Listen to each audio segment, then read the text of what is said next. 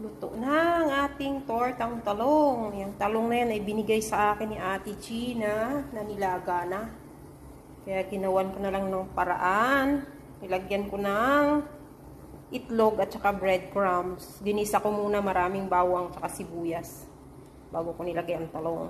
At saka magtutorta tayo ng talong. Ayan, ginisa ko na yung bawang at saka sibuyas.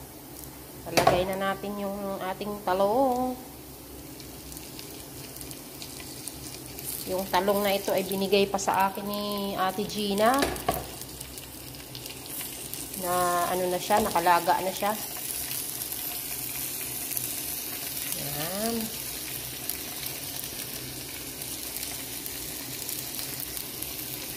Ang talong. Ito yung parang native na talong.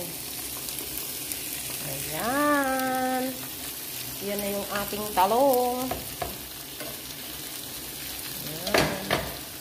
Tapos, meron tayong beaten eggs, 3 eggs.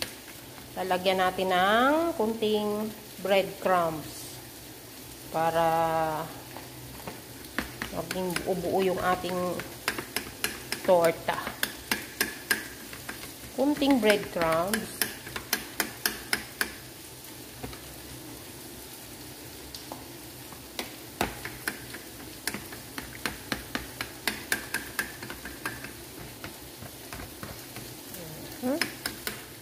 So, ilalagay na natin dito yung ating mixture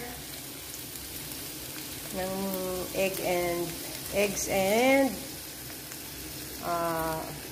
breadcrumbs para mas madali nating i-flip mamaya.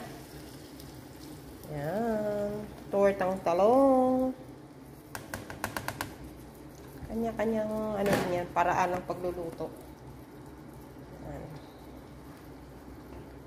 Tortang talong.